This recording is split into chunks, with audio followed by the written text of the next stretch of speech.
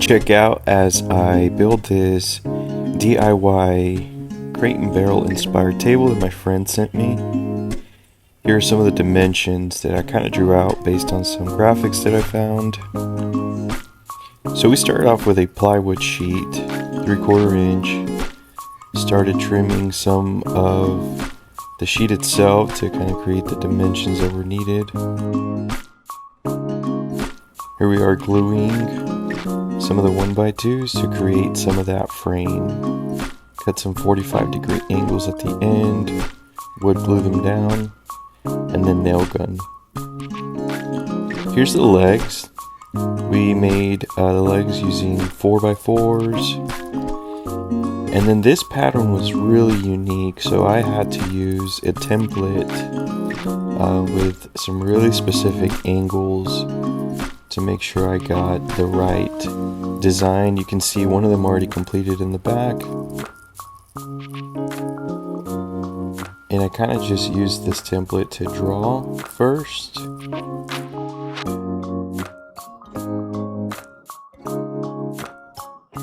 After I was done drawing these guidelines, I was able to take the slats of wood directly, nail them on, and then trim them to size.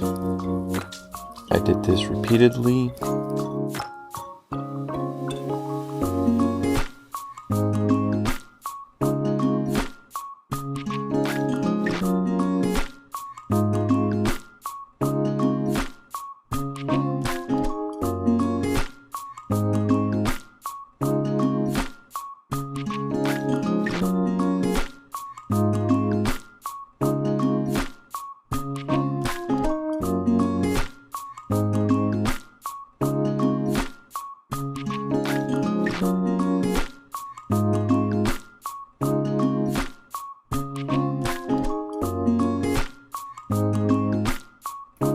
Once I had those 1x slats fastened, I came through with my Ryobi 7¼ inch HP circular saw.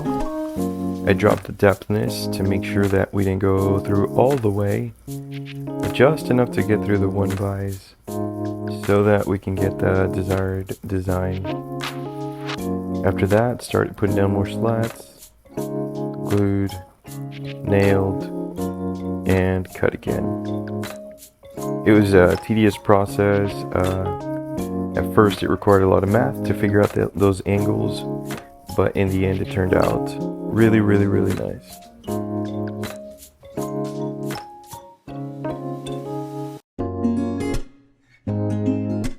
And again, this is a design that my friend sent me.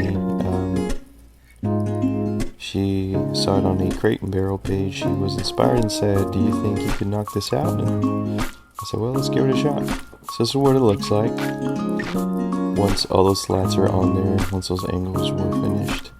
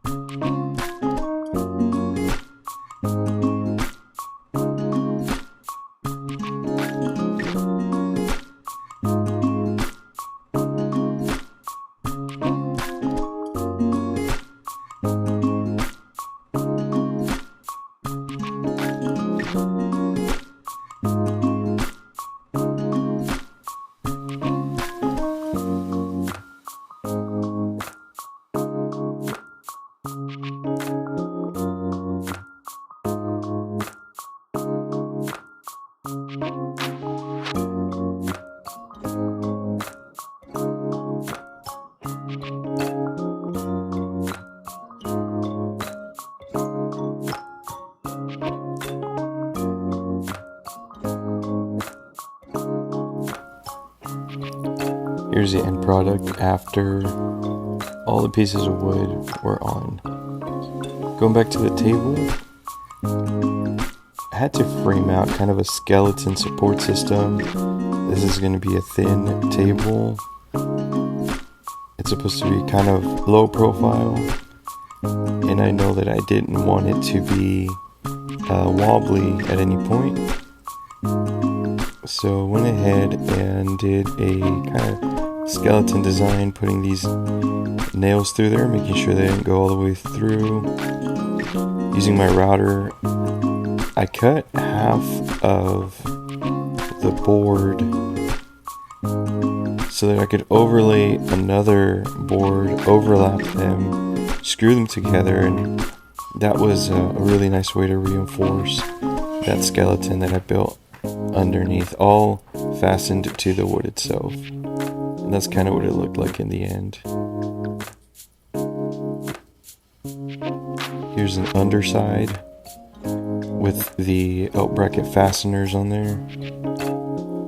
Again, low profile, but I thought this technique worked really well. This is kind of a first look at what the table was looking like. Now here's my least favorite part, sanding. Sanding takes a lot of work, but I went ahead and started using that kind of rougher. Start with that 40 grit, and then the way you're supposed to sand wood down for proper finish. Start off with the 40 grit. I moved up to an 80, 120. After that I moved to a 240, and then the last one kind of overkill, but we did a 320 in the end just so it could be real smooth.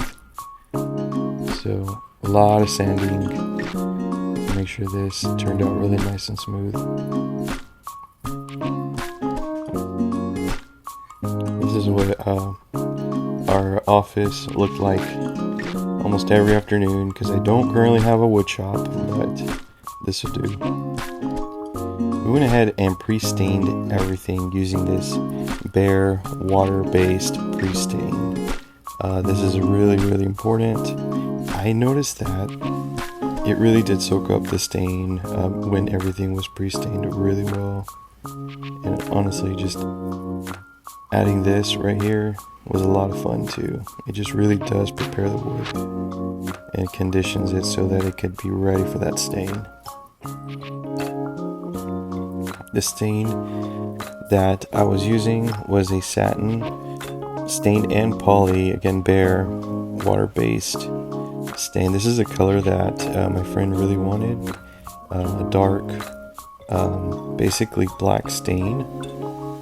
It gives it this really nice like charcoal, charred look.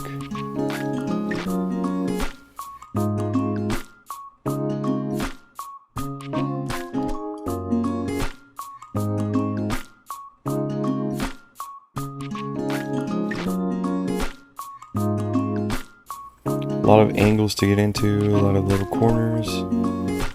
I was using foam brushes and just a regular paintbrush as well.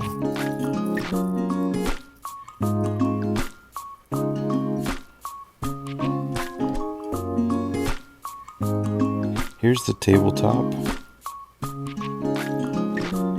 You have to stain it in manageable sizes, so just kind of a little bit of it at a time. And after staining, sanding, staining, sanding, staining, sanded about 3 or 4 times. This is after one of the sanding, so that I could reapply the stain.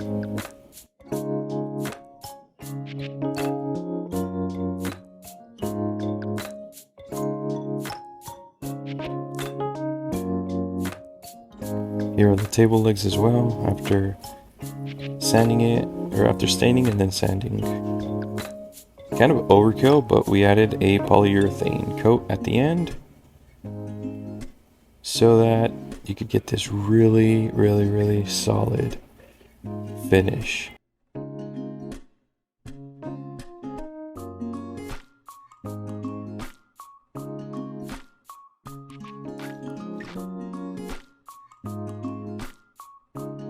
Now to put it all together, install, and here is the final product. My friend was super happy. I was super happy with the way that this table turned out, and I hope to be able to do more projects like this in the future. It was a lot of fun. I had a lot of learning moments as I was building this, but here's the final product.